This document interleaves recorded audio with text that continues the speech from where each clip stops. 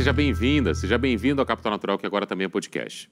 Na semana passada, a gente tratou aqui de um relatório da ONU afirmando que a pandemia do coronavírus causou a pior crise sistêmica desde que a organização foi fundada, lá em 1945, afirmando que é urgente um reforço dos sistemas de proteção social, transferência de renda, cobertura de saúde e por aí vai. O documento constata também que o mundo regrediu em relação aos 17 Objetivos do Desenvolvimento Sustentável, ODS, cuja finalidade é diminuir a pobreza, proteger o meio ambiente, melhorar a qualidade de vida das pessoas. Nesse programa, nós vamos discutir a implementação dos ODS no mundo de hoje. Temos 2 convidados para isso aqui no programa, além de depoimentos para tratar do Brasil em 2023. Eu vou receber a Cecília Lotufo, idealizadora do Movimento Boa Praça, do Instituto Cairós e do Coletivo das Vilas, o Jorge Abraão, diretor-presidente do Instituto Cidades Sustentáveis, entidade organizadora da Rede Nossa São Paulo e do programa Cidades Sustentáveis. Sejam bem-vindos ao Capital Natural mais uma vez. Jorge, na semana passada a gente falou muito sobre os ODS, sobre como discutir os ODS do mundo de hoje, com tantas cicatrizes provocadas pela pandemia do coronavírus. E a implementação desses Objetivos de Desenvolvimento Sustentável? São ainda as implementações, as formas de implementação, utopias, ou elas de fato estão aqui e já são possíveis de serem notadas? Bem, de novo, Pablo, um prazer, frequência nesse processo, Cecília, muito você também. Eu diria que a implementação, como foi muito importante conseguirmos chegar na Agenda 2030. Vem o desafio, depois da construção da agenda, de implementação dela. E esse desafio é a chave. Eu gostaria de só trazer um dado aqui para a nossa reflexão, e a reflexão dos desafios que a gente tem. A Agenda 2030, essa toda, que trata dos 17 ODS, que tem a questão climática dentro dela, existem estimativas que seriam necessários investimentos de em torno de 3 trilhões de dólares por ano para que essa agenda possa avançar. Pois bem, a ONU criou um fundo, e o fundo tem em torno de 100 bilhões, um 30avos da necessidade que nós temos para a agenda. Agora, é importante notar que só em armamentos bélicos o mundo investe 2 trilhões de dólares, quase para toda essa agenda que é capaz de mudar o mundo. A gente percebe aí as dificuldades de prioridade que existem num processo como esse. Recursos há. O que não há é uma definição da idade onde você vai colocá-los. A implementação tem 2 grandes desafios, portanto, eu diria. Um deles é de você gerar uma inversão das prioridades políticas. Isso é muito importante, você tem que criar espaços, comissões nacionais que avancem nesse tema. O Brasil tinha uma comissão que em 2019 foi extinta, ela foi descontinuada pelo governo Bolsonaro. Hoje não existe mais nenhum espaço que trabalhe a questão dos ODS, pelo menos no governo federal. Mas a boa notícia é que as cidades têm comissões de ODS. São Paulo, por exemplo, tem uma comissão municipal de ODS. Os governos de estado têm comissões de ODS. Então, esses são os espaços de trabalho para avançar. E a segunda questão, além da política, é a questão de recursos. Recursos também existem. A questão é, como é que você financia essa agenda? Não é? Existem esses recursos estão na mão de pouquíssimas pessoas. E como é que você trabalha, digamos, a obtenção de recursos para que você avance numa agenda que equilibra o mundo, que resolve problemas como a fome, como a questão de educação, que para a nossa sociedade é o debate hoje. É uma questão de definição de prioridades, é uma questão, eu diria, muito mais analógica do que digital, porque ela depende de tomadas de decisão que são as pessoas que tomam. E eu acho que esses são nossos desafios para a política e para a sociedade civil. Cecília, bem-vinda, querida. Na semana passada nós abrimos o programa trazendo aqui um paralelo entre o Brasil da Constituição de 88 e o Brasil de hoje em dia, porque tivemos a alegria de contar com Fábio Feldman, deputado federal constituinte, que teve uma importante relação com o capítulo sobre o meio ambiente na Constituição de 88, E falamos um pouco da candidatura do E-Coletivos em 2020, na qual você fez parte à Câmara Municipal de São Paulo.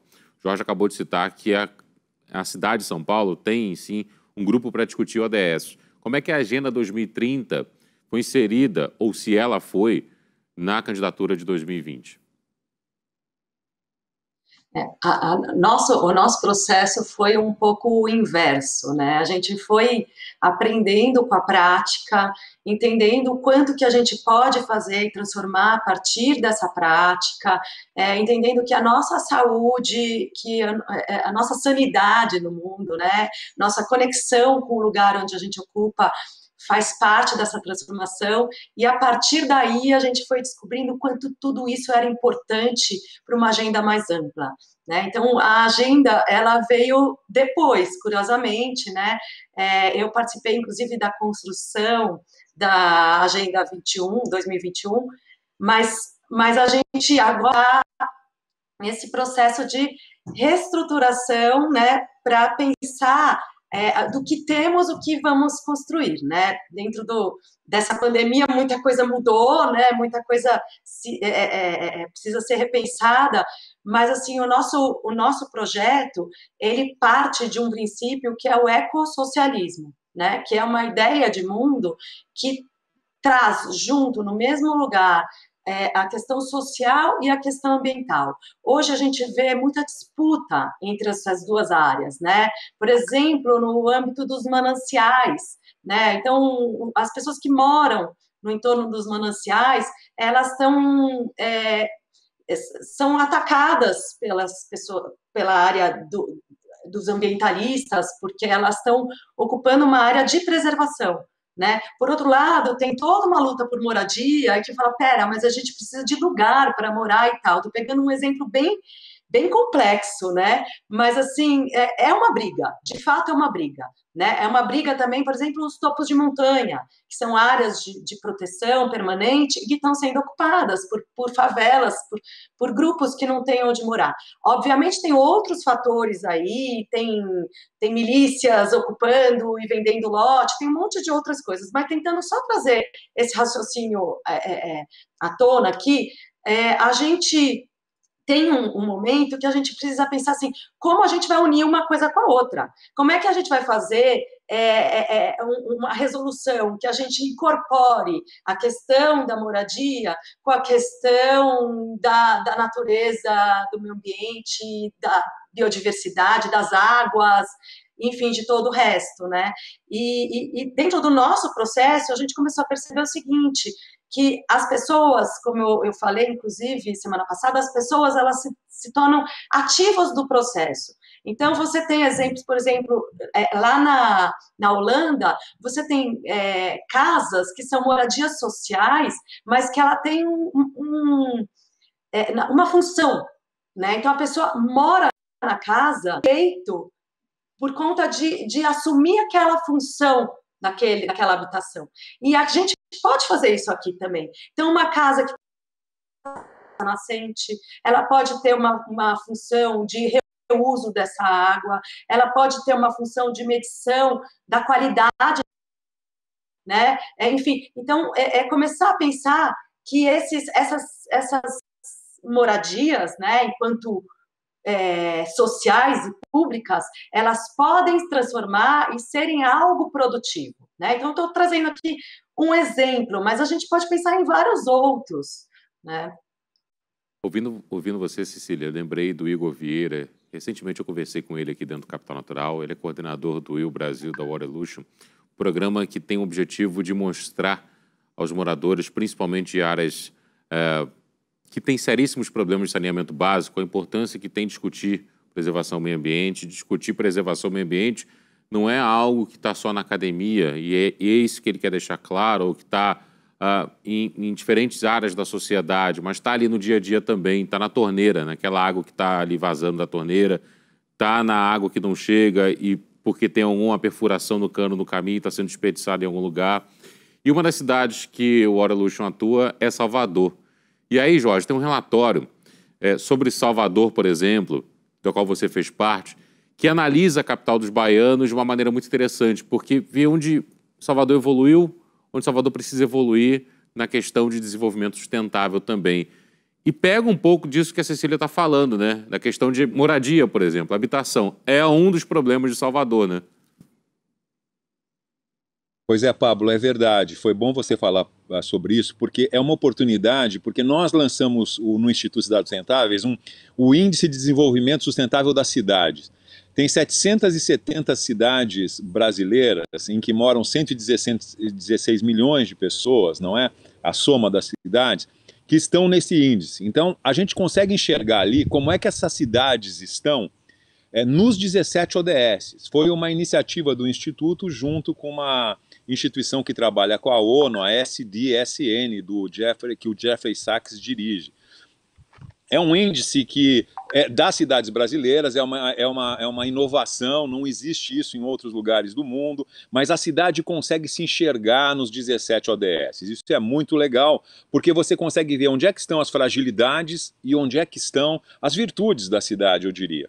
Para que isso? Para você identificar, olha, eu tenho um problema em saúde, eu tenho um problema em educação, eu tenho um problema na pobreza, que são ODS esses que eu estou citando. Portanto, você pode definir orçamentos, prioridades de políticas públicas para estar melhorando a cidade para que ela chegue em 2030 como uma cidade sustentável. Salvador, no caso, teve uma nota de aproximadamente 54 em 100. O que isso aqui hoje, digamos assim, passados 5 anos do lançamento dos ODS, Salvador percorreu a metade do caminho para chegar nessa cidade sustentável. Ela tem ainda 10 anos, até 2030, para poder percorrer a outra metade do caminho. Onde? Justamente nesses temas em que estão aparecendo que ela é frágil. Então isso é um orientador importantíssimo, eu diria, para governos e para a sociedade civil, para que possam ser feitas propostas para as cidades melhorarem.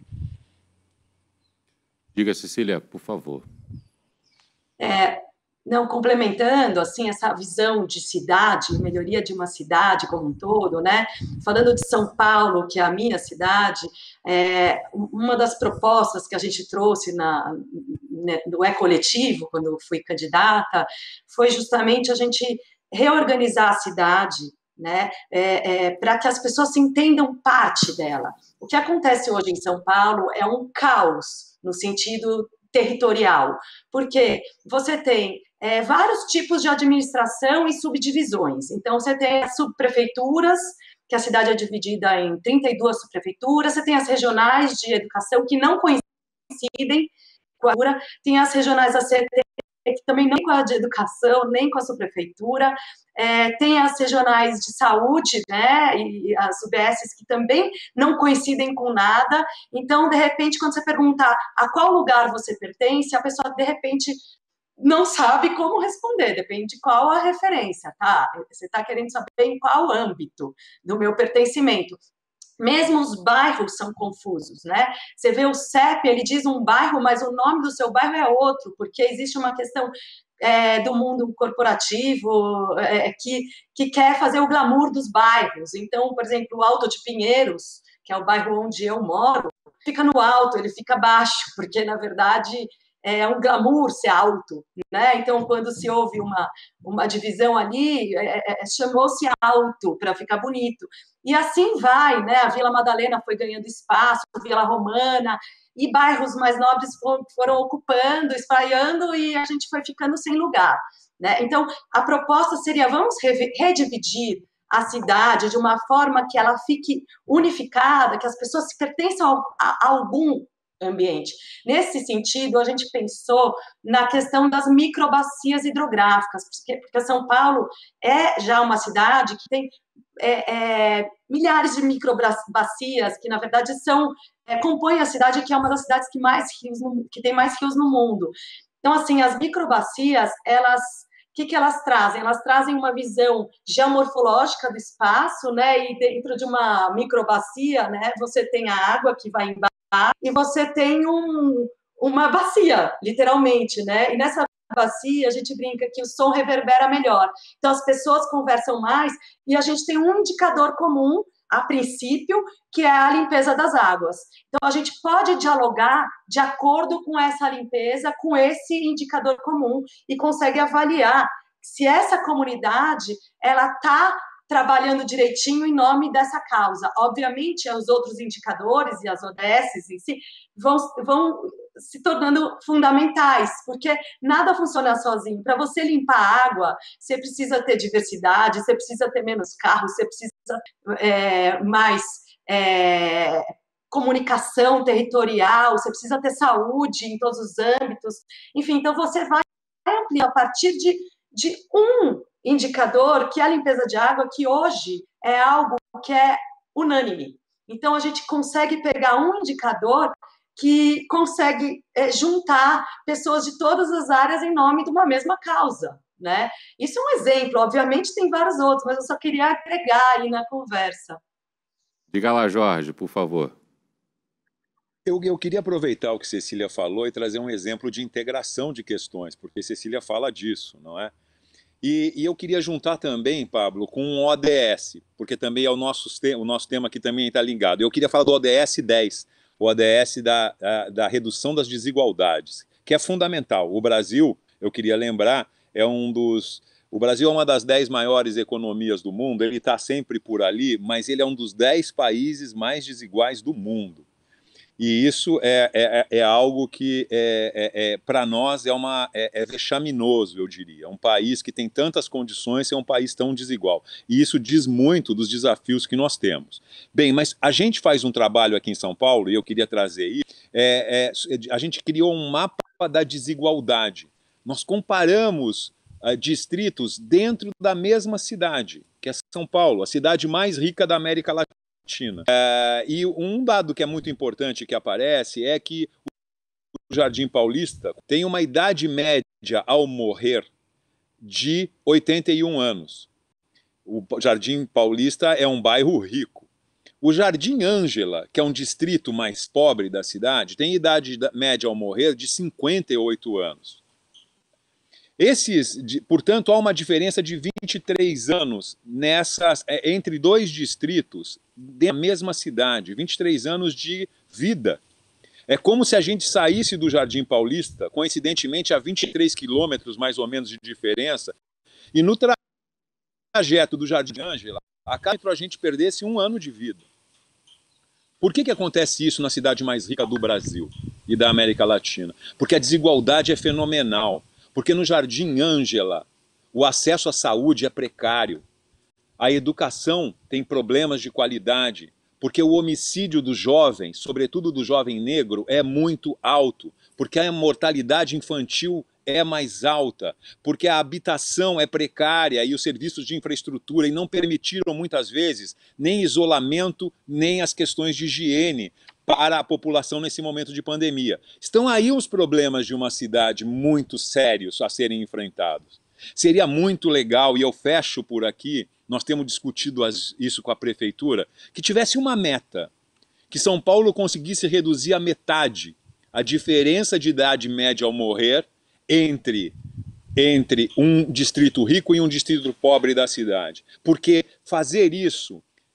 para fazer isso seria necessário a gente investir onde precisa, nas questões de saúde, de infraestrutura, de habitação, de educação, e com isso ter uma cidade mais equilibrada. Vamos ouvir, aproveitando essa fala, a Sueli Chacon. A Sueli já foi ouvida aqui no programa não faz muito tempo. Ela é doutora em desenvolvimento sustentável pela Universidade de Brasília e pode complementar essa sua fala também com algo muito interessante. Vamos ouvir. Existem expressões que a gente costuma usar no nosso dia a dia que nem sempre a gente para pensar no que elas realmente significam. E políticas públicas é uma dessas expressões. A gente está muito habituado a falar de políticas públicas, a apontar a falta de políticas públicas ou o erro das políticas públicas. Mas o que são realmente essas políticas públicas, não é? Vocês já pararam para pensar? Eu acho que quando a gente faz esse questionamento, logo vem à cabeça da maioria das pessoas que políticas públicas são aquelas ações implementadas pelos governos, seja o governo municipal, seja o governo estadual, seja o governo federal. E está certo, sim, políticas públicas elas são majoritariamente implementadas pelo governo.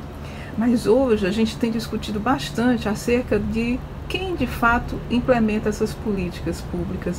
Será que apenas o governo é o responsável pela implementação de políticas públicas? Como é que as coisas estão acontecendo hoje no nosso dia a dia, no nosso cotidiano? Então a gente começa a perceber que política pública é uma ação. Primeira coisa, política pública é uma ação.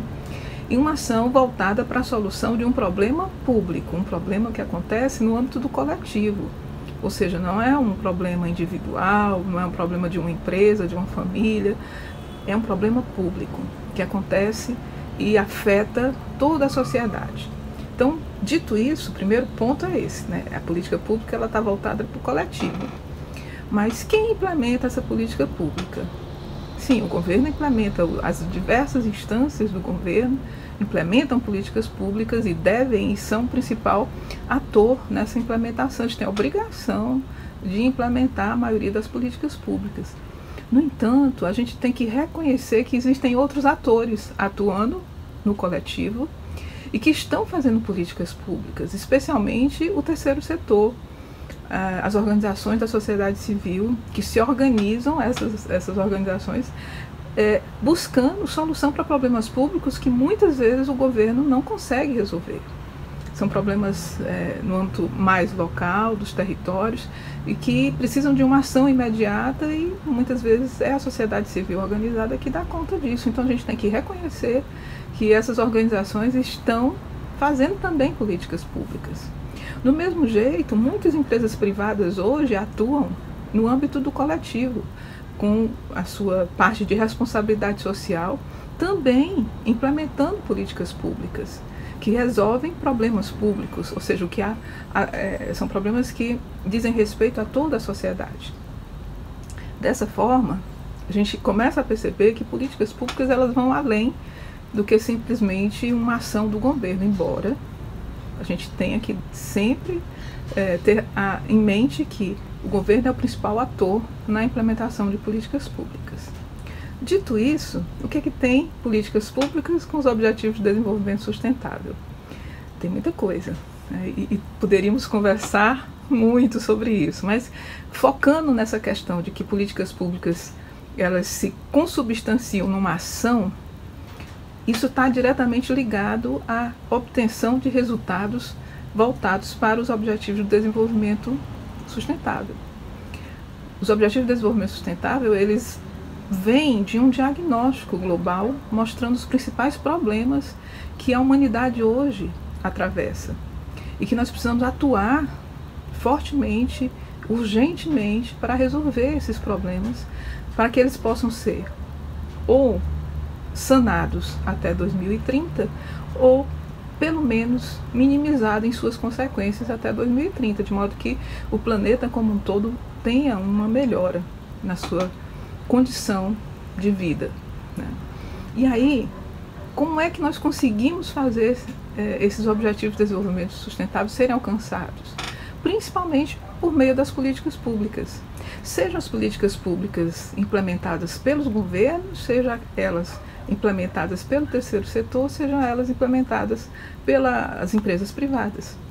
E dentro da Agenda 2030, que é onde estão consubstanciados esses Objetivos de Desenvolvimento Sustentável, que são 17 objetivos, nós temos ali um roteiro de ação.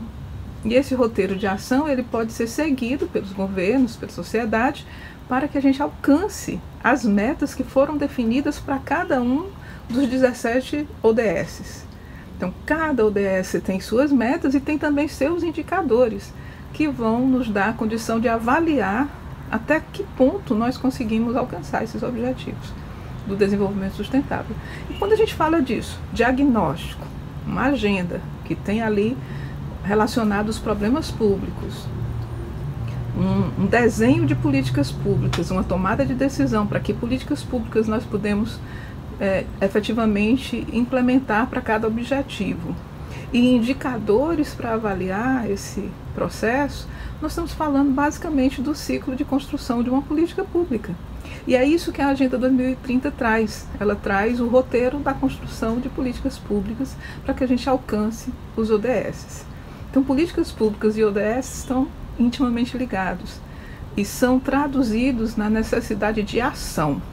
A humanidade precisa agir urgentemente para melhorar a qualidade de vida em todo o planeta para todas as pessoas sem distinção, para promover a inclusão social de um modo geral, para diminuir todo tipo de discriminação, para promover a igualdade entre gêneros, o respeito à comunidade LGBTQIA+, o respeito pelos negros e todas as raças, sem distinção, para promover também uma melhoria do meio ambiente, a diminuição dos fatores que levam a essa terrível crise climática que nós estamos vivendo e enfrentando suas consequências. Então, a Agenda 2030, os Objetivos de Desenvolvimento Sustentável, eles dizem respeito a todas as dimensões da vida humana, social, econômico, ambiental e político. E aí a gente, ao perceber isso, nós somos chamados a agir, não individualmente, mas coletivamente. Embora, claro, a nossa ação em casa, no nosso dia a dia, seja importante, mas o que vai realmente transformar a nossa sociedade, o planeta, é a nossa organização social em função dessa transformação. Então, políticas públicas, elas são voltadas para resolução de problemas públicos, podem ser implementadas por diferentes atores e precisam estar voltadas para o âmbito coletivo.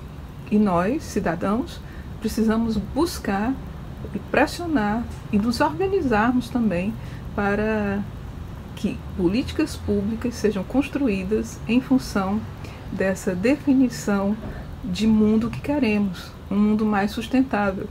Trazer a sustentabilidade para a nossa vida e transformar a sustentabilidade num valor político, que as nossas escolhas individuais sejam baseadas nesse valor e que essas escolhas individuais se reflitam nas escolhas coletivas. Então, eu espero que a gente, como sociedade, possa refletir em como agir para melhorar o mundo com base na sustentabilidade. Nós vamos ouvir agora a arquiteta e urbanista Lara Freitas. Ela é cofundadora do programa permanente Ecobairro, mestra em gestão urbana pela PUC-Paraná e permacultora e multiplicadora de ODS. Vamos ouvir. Estou aqui para contribuir com uma visão sobre os ODS e as suas práticas. Bom, falando da minha experiência, a partir da minha vivência, o que eu tenho visto, né, como os ODS têm entrado no poder público, eu vejo, né, pensando na escala local, na escala que eu estou falando de São Paulo, a minha experiência tem sido através do Conselho Regional de Meio Ambiente, Desenvolvimento Sustentável e Cultura de Paz, cuja uma das atribuições, através da Portaria 90, é colaborar para a concretização dos objetivos do desenvolvimento sustentável. E isso é feito a partir de uma agenda, né, de uma conversa e diálogo permanente para que esse governo local, a subprefeitura, a Secretaria do Verde e outros envolvidos possam se manter conectado, buscando conjuntamente com os conselheiros e a comunidade do território aplicar, né, se aprimorar em práticas, né, transformadoras do próprio território.